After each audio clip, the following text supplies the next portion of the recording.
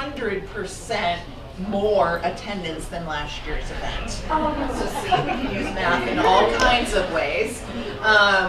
So thank you for being here. I really appreciate it. Many of you might know I'm Amy Benedict. I'm the Director of Career and Professional Development in the Graduate School of Education.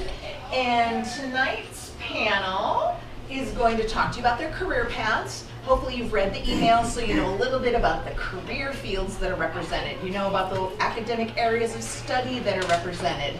I'm going to introduce them a little bit and then they'll tell you their stories, and I've got some questions I gave them to think about in advance to guide our conversation. And then, so we've got specific questions, and then if you have questions, you're welcome to ask them, and then we'll have some informal time where we will eat pie on Pie Day, and you can chat informally with any of them. All right, great. So here we go. So this is Jane Lindahl, who is our Associate Director for Development and Alumni Relations at GSE. Jason Cronk, who is our Senior Associate Director of Admissions and Financial Aid at GSE.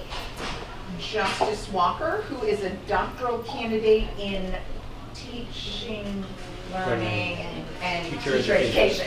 I just have to think about it because there's TLL and LFT and all that. And Janine, Dr. Janine Remillard, who is a professor of mathematics education here at GSE. So interestingly, they're all connected to GSE either by work or degree or studies, and all of their names begin with J, which was not part of the plan. Actually, it'd been funnier if all of your names started with P. Right. Next year. Okay, so anyway, I'm going to start with the questions I gave them time to think about. So, how about we start at this end? Sure. Tell us about your current position. Or should we do, let's do it a little different. Tell us about your educational background. Sure. So I am from Ohio. Everyone that's from Ohio has the need to tell you that they are from Ohio, so I apologize. But so I went to my undergrad at Ohio University in Athens, Ohio, which is a very small town, and there I got a degree in public advocacy. It was through their Scripps College of Communication, with a specialization in political campaigning and communication. And the reason I went into that field was I really wanted to work in politics and be on a campaign. Soon I realized, I guess, that was sort of not a very stable career. So I moved to Philadelphia and I started working at GSE in 2011, and I've been here ever since. During that time, I also did get my degree. It took me 5 years, so you may feel like your experience takes a long time. Mine took much longer. Part-time to get a master's degree in educational policy, and I graduated last spring. Jason, your educational background? Sure. So I am from Jersey, New Jersey, right across the river there. And I was going to say what Jane said, if you're from Jersey, you probably go to Rutgers, which I did. I was not initially planning to go to college at all. My parents did not encourage it or discourage it. It was just not a topic. My father was a postal worker. He delivered mail for 30 years. My mother was a homemaker. And so right out of high school, I actually went into the military. And believe me, college was the last thing from my mind until one of my officers said, as I was lying in a mud puddle, shivering, he said, you could probably do a little better. You want to try to go to college. And so I applied to exactly one school, which was Rutgers, and I only applied to it because it was the school of New Jersey. I said, well, I guess that's where people go. And so I went, and they gave me a scholarship to go, which was very nice. It paid for about half of it, and then the Army paid for the other half. While I was at Rutgers, I had the opportunity to work as a research assistant for a professor who was on a Fulbright in Northern Ireland. And I spent a good number of time there researching the peace conflict. And that really sparked a passion for me for understanding, what leads to conflict, kind of like you were saying about politics. I had this, it wasn't a very fully formed vision of what I wanted to do, but long story short, I eventually made my way into higher ed via financial aid office down at Central here. I always joke, nobody says they dream of being a financial aid guy when they were little, but it just worked out that way. And in that role, I really have an opportunity to help people understand their options, so it's a good one. And I'm currently about halfway through an MBA at Temple. So. Justice, tell us your educational background. Sure. And so my name is Justice, as you know, and I went to the University of Miami in Florida, where I'm from. There I studied English and biology because I finished a lot of math in high school because I enjoy it. Unintended, I guess. And so I enjoyed it so much that I did that. And then I went on to teach high school biology for a long time. And then I decided to go back to grad school and I got an engineering degree here at Penn. And then I went back to teach again, which was incredible because I brought some of that stuff there.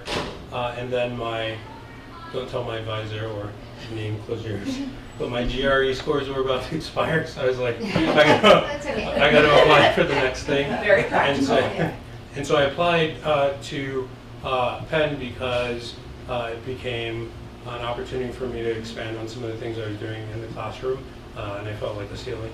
And so I continued my work in biology here, where I'm a fourth year now studying an area called synthetic biology, and bringing that to high school and middle school students in the Philadelphia region. And so if you have questions about that after, I'd be happy to explore them with you. Great. Janine? All right. So I've lived in lots of places, but I went to high school in Arizona, Phoenix, Arizona. And I loved math. I was good at math. When I went to college, I majored in sociology and elementary education because I wanted to be an elementary teacher. And I wasn't required to take a lot of math. I took some, but I didn't need to I guess at the time, and I had AP calculus. So I taught. I ended up teaching elementary school in St. Louis, Missouri, and as I said, I loved math. I felt like I had a strong understanding of math, and I had a lot of difficulty teaching it. I didn't feel like I could teach it in a way that my students could really understand it. And I taught at a school where we had to develop a lot of our own curriculum. And so I actually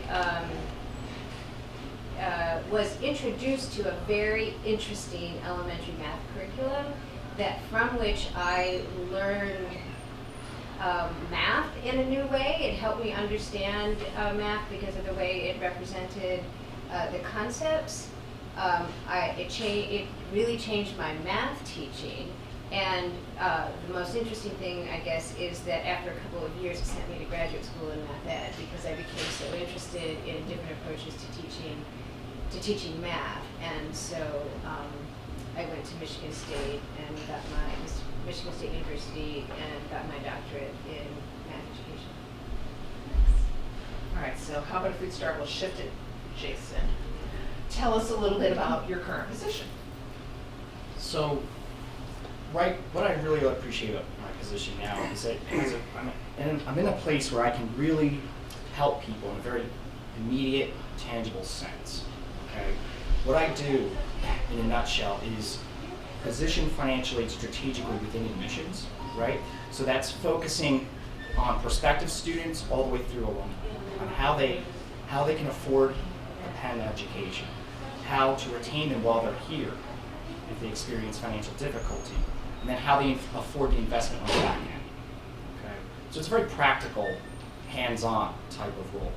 I meet with students across the school through all different levels, from certificate through PhD, and really get exposure to the different types of challenges that GSE students face in both deciding whether they can afford to come at all, whether they can stay, and then what they're going to do after they graduate, how they manage the loans if they've borrowed loans. So that's really the bulk of my position here. We'll talk about how we use math at this point. I feel like it flows into Sure, absolutely. So with that role, what I'm really trying to do is build a financial understanding among the students about what their options are regarding to those areas. The other piece that I work on is trying to diversify our international student population. And that really requires, you could say I'm an end user of a lot of the data that we have. All right, so I'm not generating as much data as I am analyzing it from some of our other resources.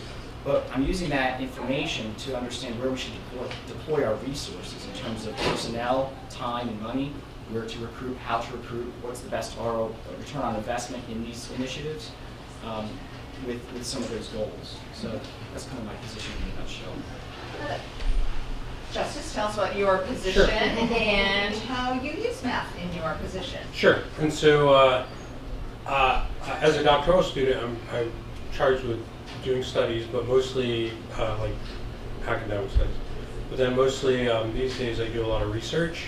And so, as I mentioned earlier, I study emerging biology fields like synthetic biology. And so what that is, just in brief, is when you genetically engineer a cell to do something practical.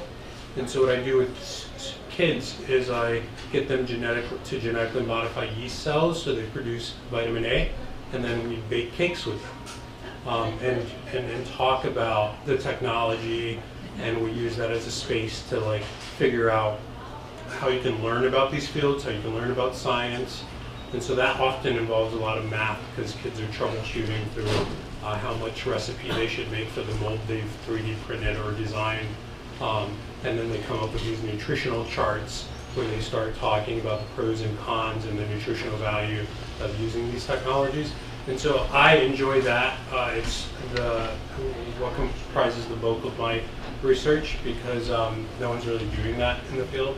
And so from day to day, I'm doing anything from developing surveys to analyzing interviews qualitatively to looking at the numbers and running statistics on those numbers to see if there are differences in the way students think and feel about some of the things we work on.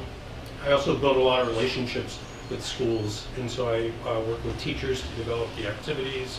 I work with the science centers or museums in the area to arrange programming for their various outreach programs in ways that can help me also study it. And so I do a lot of different things, but that's a part of like my career and learning. I was a high school teacher for nearly a decade before coming here, so this is a natural sort of progression for me. Right. Well, so I'm a faculty member here, as Amy said, and faculty members have lots of responsibilities, including teaching and research. And so I think I'll just talk about the teaching and research I do related to math. Sure. I mean, I do a lot of teaching that's outside of math. Like Justice was in a class that I taught called Foundations of Teaching and Learning, and I'm teaching right now a research on teaching class that's not, and I teach curriculum. So there's a lot that I teach that's not math focused, but I think I'm going to talk about the math part. So I teach 2 classes that are related to mathematics. The first one is in our teacher education program. It's in our elementary teacher education program. And so when a lot of people that, that don't know a whole lot about what I do or don't know a whole lot about higher education say what you do, I say I teach teachers to teach math. Because that's what I do. I teach elementary teachers to teach math. And I don't know if you know this, but many elementary teachers don't go into teaching because they love math. And maybe I'll come back to that in another question. But it's one of the most it's one of the most rewarding things I do. Because my primary goal is to help people who think they don't like math rediscover what math really is, and that we do a lot of that in our class.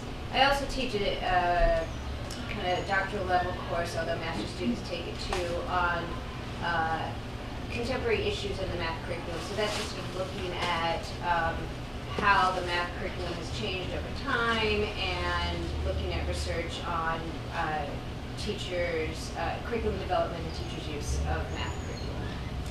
And then I do research on teachers' mathematics teaching. I do a lot of research on teachers' use of curriculum materials. different kinds of curriculum materials. I currently am in the second year of an international study with researchers from Belgium, Sweden, and Finland, and we're all looking at teachers' use of curriculum materials in those contexts and then doing cross-cultural analysis. We have phone calls every Monday, and they have to be early in the morning for us because it's the end of the day for the folks in Europe. Another use of math. Yeah, well, especially when we go on daylight savings and they're not there yet. Yeah. So sort of thinking through that shift is interesting. And then another study that I'm partway through is with a colleague and doctoral student here is looking at pre-service teachers' translation of a particular approach that they're learning in the math methods course into their first year of teaching. So we're studying first year teachers who were in our program last year in a bunch of different settings, including Philadelphia, but also New York, somewhere in the West. And we're looking at how they use this particular routine, and then we're going to eventually look at how and whether they translate it into their regular math teaching. What about your administrative role? Now, I said professors do a lot. Yes, But thinking about like overseeing the collaboratory Yeah, and all that. so I'm the director of teacher education, which means I oversee 3 teacher education programs here. But I also am the founding director of something called the Collaboratory for Teacher Education at Penn GSE, which is an umbrella infrastructure that that includes programs, research, professional development, and all sorts of collaboration around teacher development and teacher learning. Is that enough? Beautiful. Yeah, okay. Yes. Jane? Okay, so I work, as Amy said, in development and alumni relations at GSE. So you may think that has nothing to do with math, except for sort of maybe the normal day-to-day, so managing a budget, doing those kinds of things. But if you actually, in any place I think in education, you'll find that figuring out how to strategically go about your job is helpful, and that's really where math has served me the best. So we have 17,000 alumni at GSE. If you expand it to donors or friends of the school, parents, the number gets significantly larger. So how, as an alumni relations professional, do we find out who to engage? Do we find out what people are interested in and how to tailor our programs to them? And that all does come back sort of to basic math. So being within the larger university, we have a lot of tools that we can draw upon, including something called an engagement score. Penn was one of the first schools to do this. And essentially it looks at alumni's interaction with the university. So let's say you call me to update your address, or you follow our page on LinkedIn. That would contribute to how you're engaging with the university. And you would get a score that says, you're either very engaged, not engaged, or we haven't heard from you in a decade, essentially. So that helps us determine, okay, well, we have a lot of people that are somewhat engaged in Portland, Oregon. Let's see if we can do an event out there to see if we can get some of those people that are just a little bit engaged to be more engaged. How can we best sort of allocate our resources and time to ensure that we're being equitable, so that we're really reaching people in the different areas? So if we have 3 alumni in Des Moines, it might not make sense to go there. If we have 500 alumni in Boston, it would make more sense for us to put our resources and time there. So there's certainly the practical, and I'm probably the furthest from the research end, but it definitely is something that I didn't think I would need to use when I graduated college, but end up using it every day in different capacities. All right. Justice, we'll start Sure. the next one with you.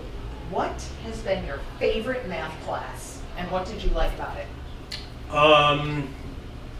That's interesting. I have favorites for different reasons. Okay.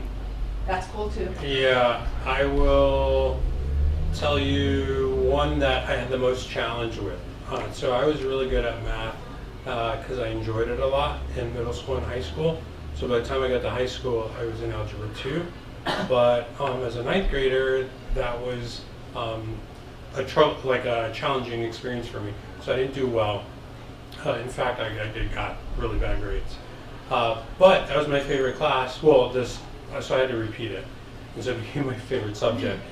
But it became my favorite subject because when I repeated it, I did really, really well. And there was a rule at my school where there were 2 rules. Well, there was 3 circumstances really, but the rule was if you repeated a course you didn't do well in, that they would replace that on your transcript, so it didn't count toward your GPA. In the year that happened to me, so we had a block, so I took it the same year, but in the spring this time. But the year it happened to me, AP scores grades were weighted the same as honors. So if you got an A in honors, it was like a 6.0, just like an AP. So for my class rank, when I repeated it, it didn't like impact me so much.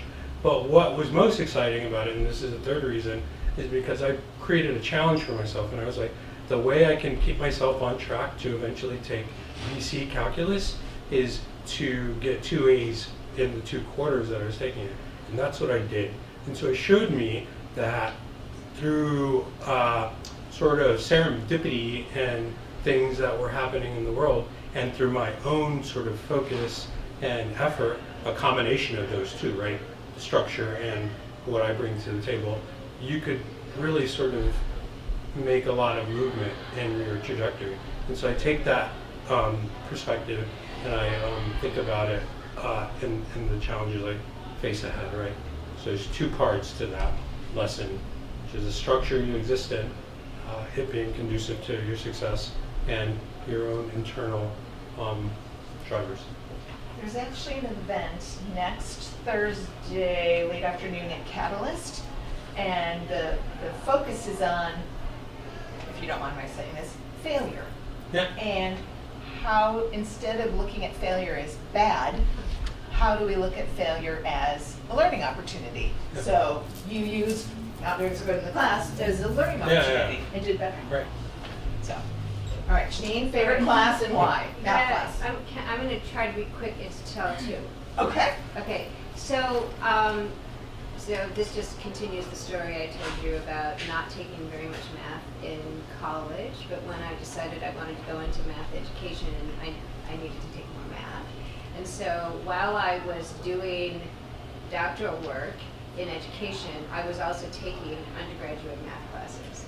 And because of my doctoral work, I had been exposed to a different way of thinking about what it means to learn and what it means to understand math. So I was pretty good at math because things came quickly to me and I could do the rules. And I had a little bit of an understanding, but I really had what we call in math education instrumental understanding. And I had learned about what we call relational understanding, which is really understanding why things work and having sort of a big picture view. And so when I took math classes, undergraduate math classes while I was a doctoral student, I was probably the most annoying student to have in the class, but I became friends with the professors who were mostly, they were adjuncts. I became friends with them, but because I had to understand, it was not sufficient for me to just learn how to do the rule. I needed to understand everything I did. I spent a lot of time on my homework. I had a very detailed notebook where I kept track of things. And so I had lots of questions. I was the kind of student that didn't get up and leave as soon as the class was over. And so I have memories of that bit. And I think I was probably a little bit annoying. I don't know. But the other, I just want to also say that when my other answer to that question is the math methods course that I teach, because every day I get to see people starting to develop a relational experience with math. And we have them do something called the problem of the week, where they work on a problem that requires a little bit of kind of figuring it out. We tell them how to solve the problem, and then we spend the first 30 minutes of class having a discussion and sharing different strategies that students share different strategies that they use to solve the problem. They actually learn that people solve problems in different ways. They learn things that you need to learn as a teacher, but they learn things about math. They learn that we get to sort of touch on important math concepts that they may have forgotten or didn't have a strong understanding of. But what we, most importantly, across the course of the semester, students who thought that they, and they write about this at the end, who thought that they didn't, that math was going to be their worst class to teach, get really excited about teaching math, and really come to, really develop, really appreciate the importance of understanding. So that is really my favorite class. Okay, cool. Jane?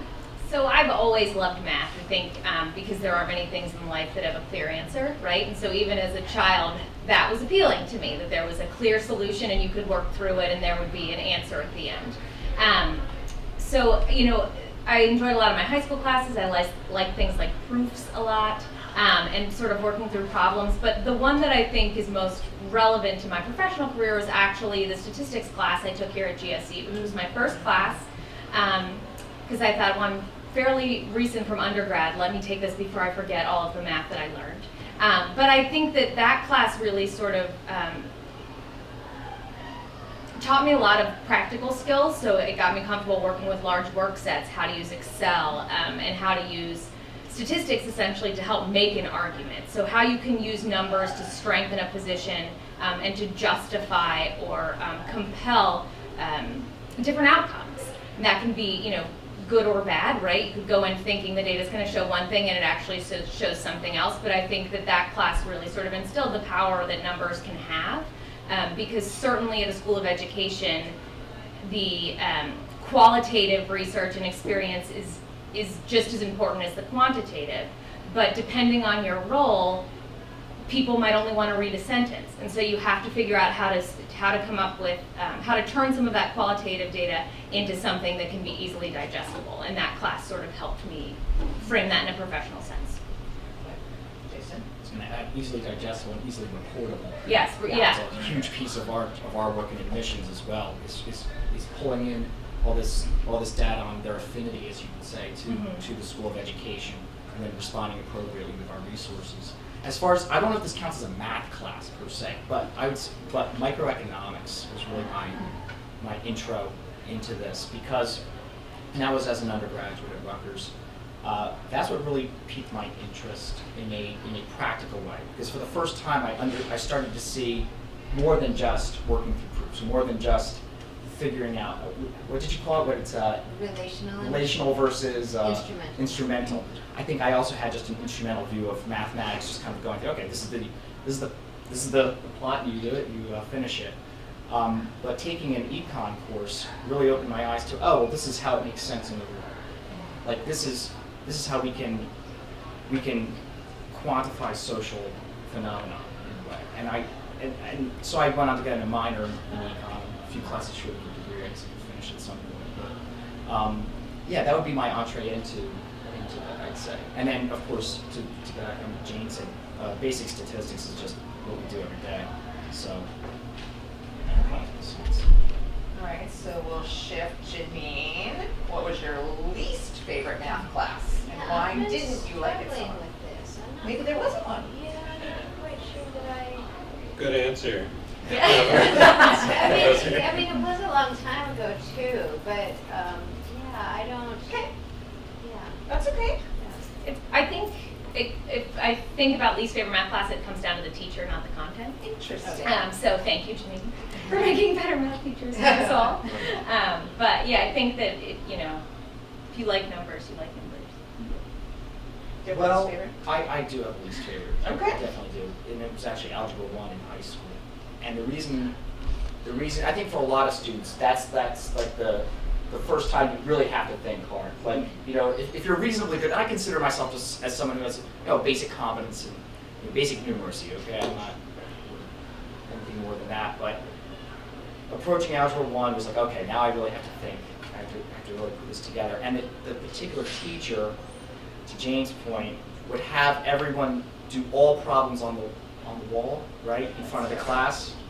So combine stage fright with whether you're not sure, and I just remember having like real anxiety before that class, like, oh boy, did I get this right? Do I know what I'm talking about? And and then she would have the students also call out what you're doing wrong, and right? So you're trying to like work through it, and you're like, you know, and like, oh God, yes. So You it's see, I'm more remembering it. competitive than collaborative, or Well, I consider myself actually fairly competitive. Maybe that was the problem. It was like I didn't like to show my weakness in front of Sure. the entire class that way. funny. Do you have a least favorite? Yeah, that's also hard because I view math as like math problems like puzzles, and I enjoy puzzles. Like I like trying to figure something out. I think the process that becomes super abstract, like matrices, is kind of boring to me. So probably not a least favorite, but a most boring. It's probably that. But I do like trying to figure out a solution to something, especially if there are like multiple ways of achieving that solution. I like trying to figure out even the multiple ways of doing it. And so that's fun to me. But yeah, if it's like boring, it's not fun. Love it. All right, Jane. What career advice do you have for people who are good at math and passionate about education in the broadest sense?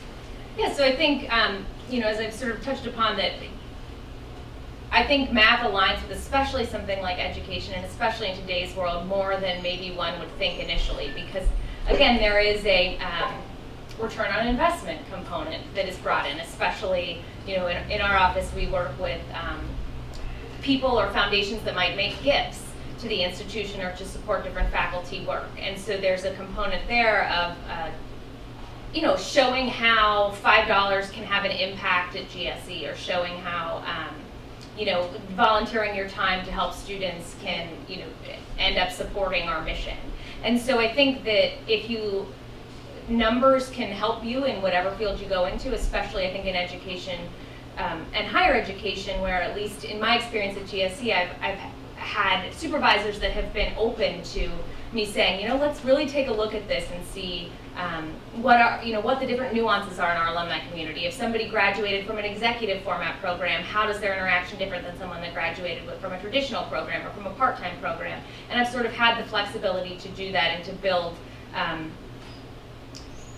math skills, I guess, that I would not have thought would have been useful.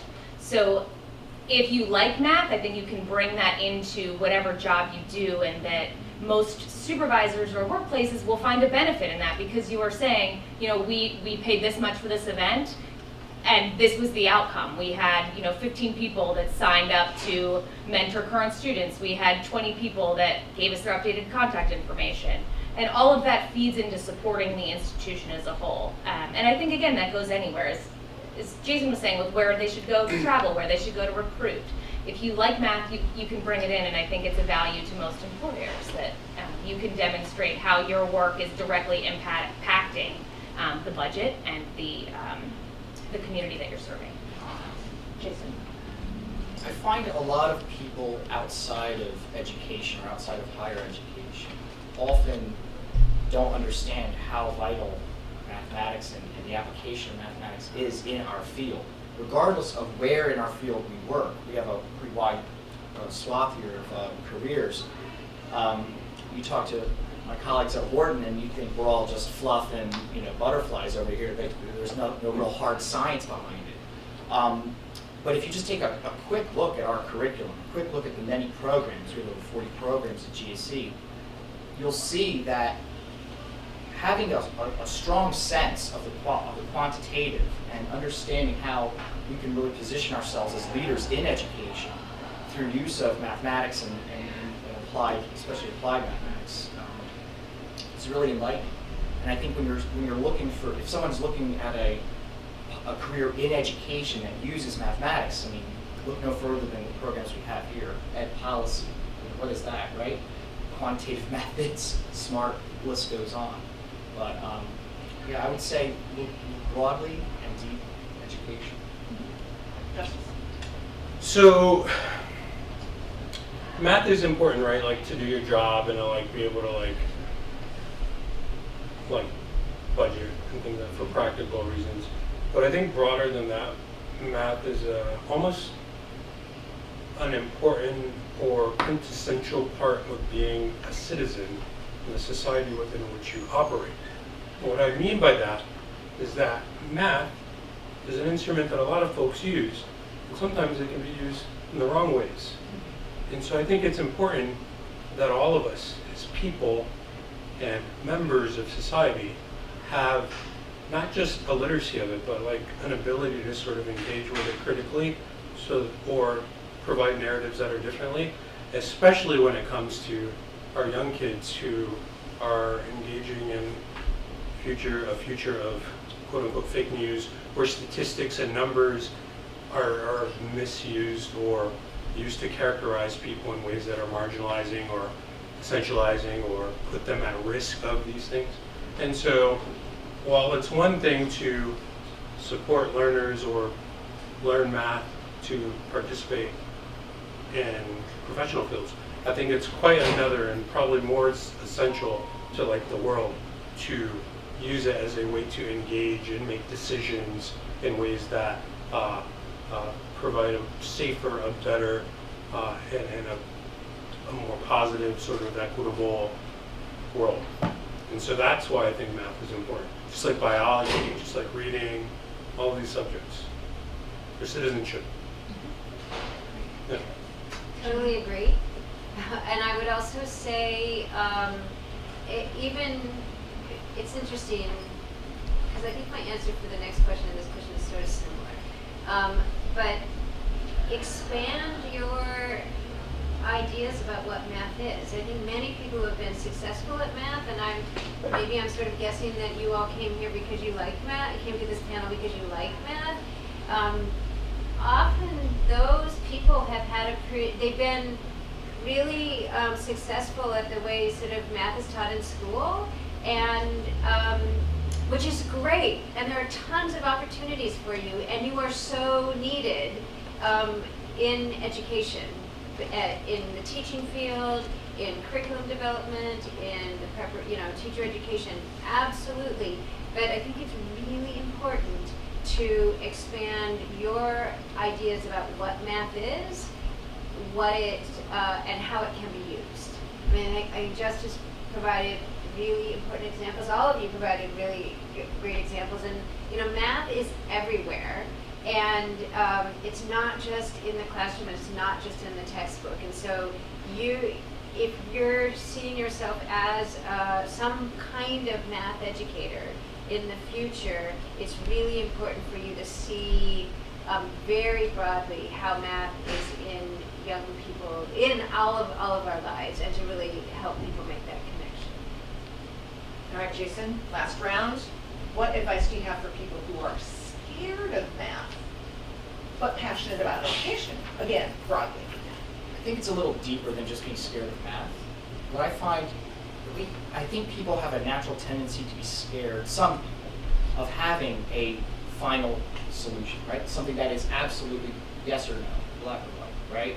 And I understand that not all areas of mathematics are that way, but that's the perception. And I think just fundamentally, a lot of people are quite uncomfortable making a definitive answer on things.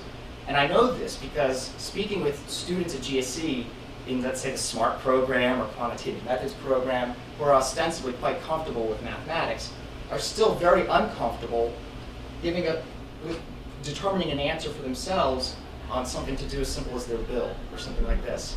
Just the idea of saying, this is what is correct and this is not, right? So if you're scared of math, what I would suggest is thinking a little bit deeper than that and thinking, are you really scared of math, or are you just uncomfortable, or you're not confident really in your ability to determine and find the correct answer? Just an idea. But when I was growing up, we were not allowed to say we were not good at something. That was just not an expression you were allowed to say. You could say that you haven't learned it yet. I used to play trombone a little bit, and practicing that, I'm just not good at this. And my dad would say, you just haven't learned it yet, just keep practicing. And so it kind of extends out your timeline for learning something that way. So you're not faced with that dreaded, either I'm good at something or I'm bad at something. And I think too often do we still track kids in schools? Like, you're good at this, you're not good at this, and off you go. So that would be my 2 cents on that. Justice? That's a hard question because, how do you tell somebody, broadly, here's a prescription for overcoming like your fear of math. But what I will say is that like for me, it's like finding something you're not scared of and that you enjoy.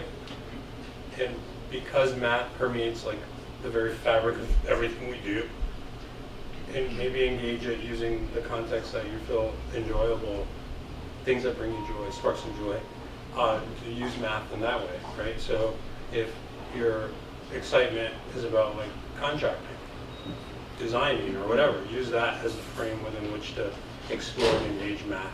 And then for me, that's sort of made things a lot easier and things that I'm not really excited about. But of course, support networks and like all the other things that people tell you are important too.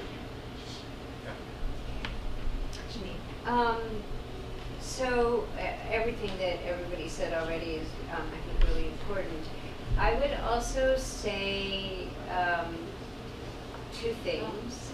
One is that if you think you're not, first of all, there's no such thing as not a math person. In fact, there is research that suggests that there aren't just math people and literacy people. People might have inclinations, people might have preferences, but if you have a growth mindset, so your idea about it's not that you're not good in it, you haven't practiced it enough. So anyone can learn math. And so if somebody says, I can't learn math, I say, no, you can. Everyone can learn math, just like everyone can learn to read.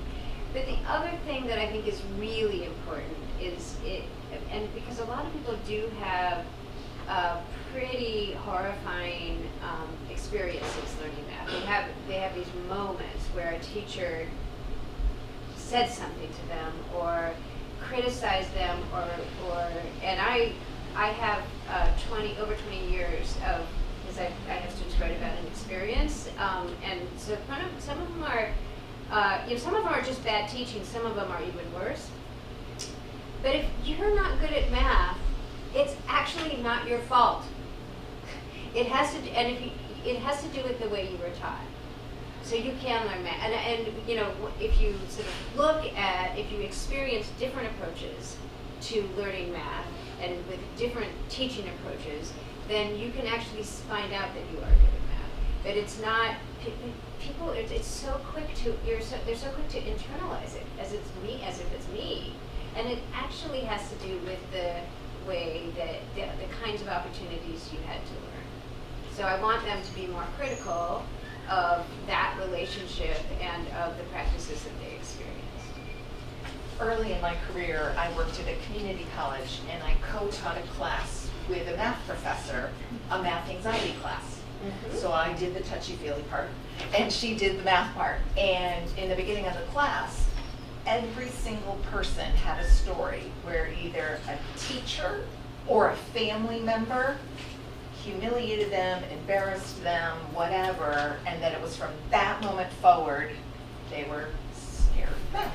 I'm writing a paper right now with 2 doctoral students that analyzes 20 years worth of these personal sketches. Hoping that we would find change. Yeah. Not yet. No, the change, it's the same. Yeah. Interesting. Yeah. Jane.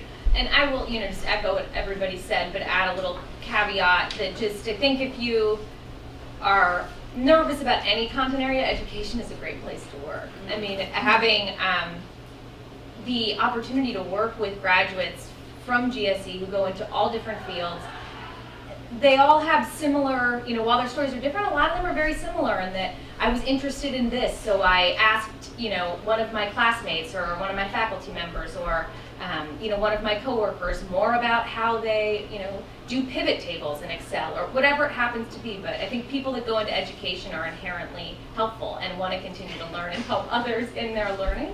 And so I think, embrace the parts, as Justice said, math is not only great for your profession, but also as a good citizen, and figure out how to embrace that with the people that you work with in whatever capacity, because math is unavoidable. And that's probably good in some ways, right? Because it's good to have a base understanding. But but to use the people around you because they're your best tools. And in my experience, educators want to help other people that are in education. How about any specific questions from you guys? And it can be for a specific person or the panel in general.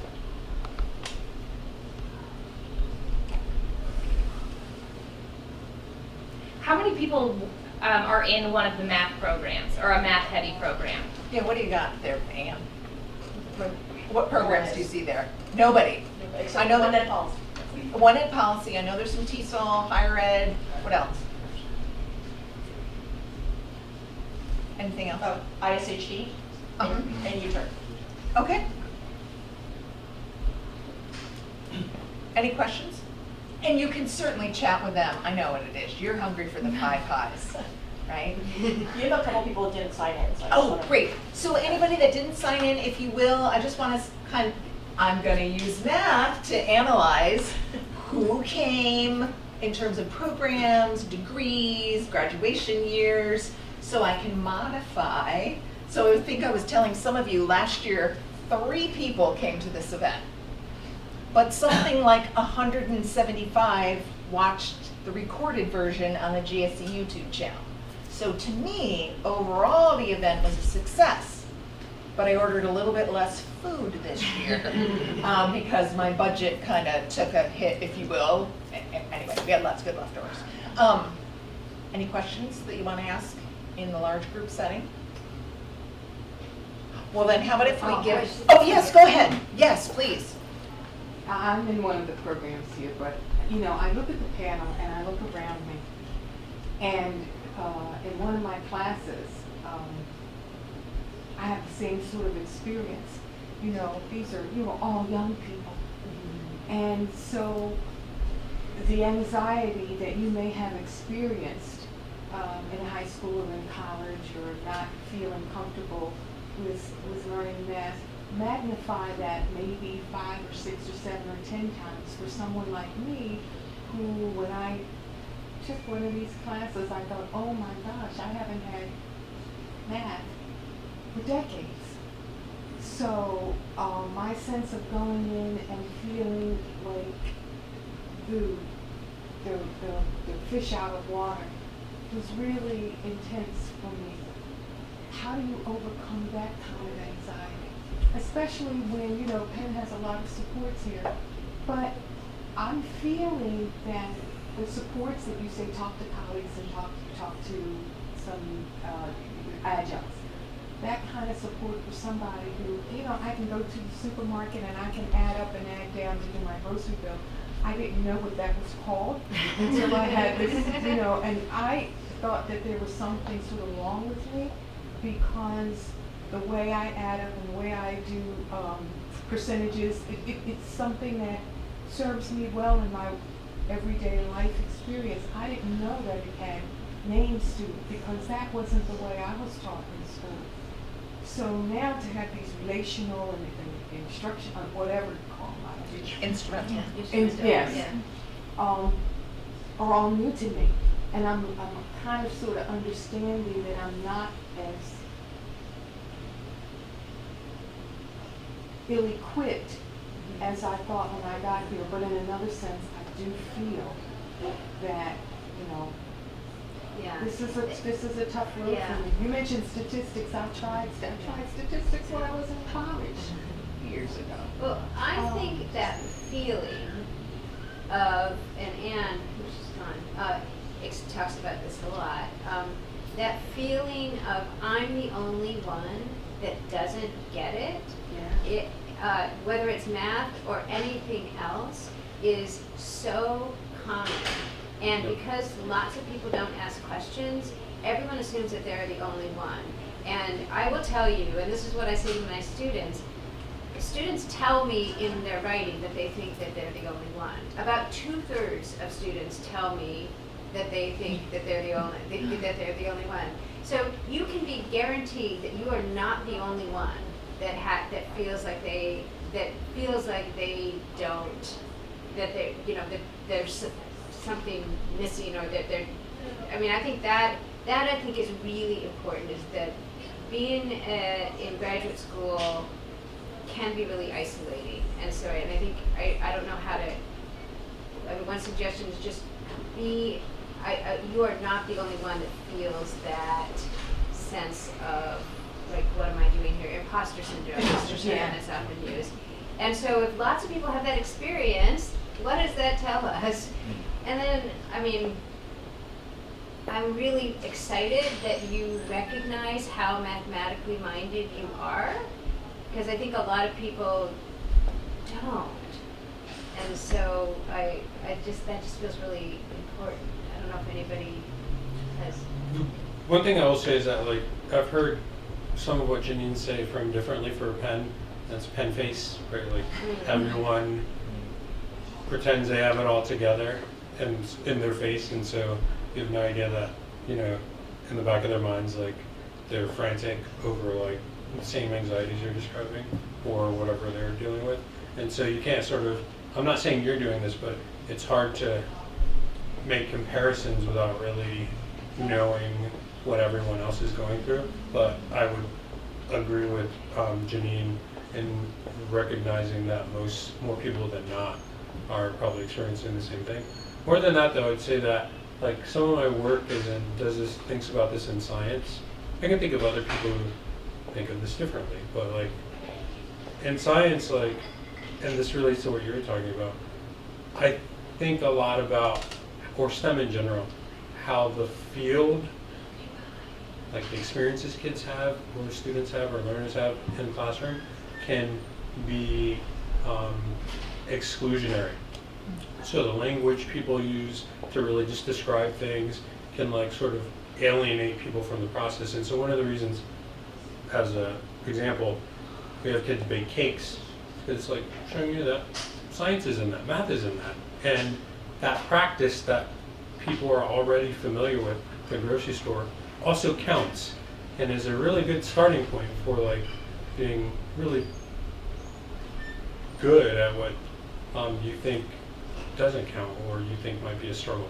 And so what I would say is, like, just like, you know, it's not nice to say, but, like, believe in yourself because you're here and you are, like, incredible.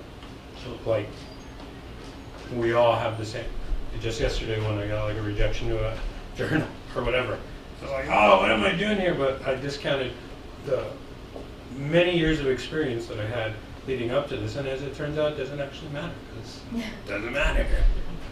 And I hate to frame it that way, but, like, you know, you are, like, you're here, right? And I think, but, you know, that's a common feeling, the imposter syndrome, or even just, you know, especially if it's a content area that maybe you're not as comfortable with. But when thinking about your own return on investment, you know, you, and coming from an alumni relations standpoint, right, is that you're going to be a graduate of this institution forever. And so using that network and finding people that work on Penn's campus, I think there are 800 GSE graduates that work at Penn. Send them an email and say, can you talk to me about your experience as a student? Because a lot of employees that come to Penn are not right out of undergrad, right? They're doing this in different stages in their careers. And that's part of what, you know, your tuition is that you have this network at your disposal. So really, you know, find people by attending events. There are alumni benefits guides back there, and a lot of those activities are open for current students. And you might find something in there like the Penn Alumni Book Club. They meet in Sweeten House. That's a different demographic than a traditional Penn student. You're entitled to go to that. You know, get involved in the opportunities that are afforded to you while you're here.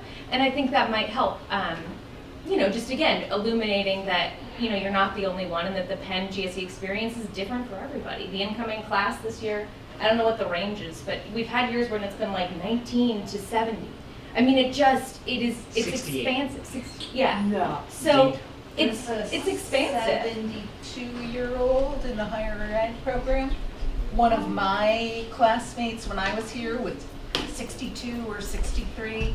So one of the things I was thinking is it's really not about your age. So kind of, I bet there are at least 2/3 of the people in the room that feel similar. So not trying to minimize, trying to normalize. And so, like, I was thinking imposter syndrome and pen face, and often I say to students, you wouldn't be here if Jason and his colleagues and the faculty didn't think you could do the work.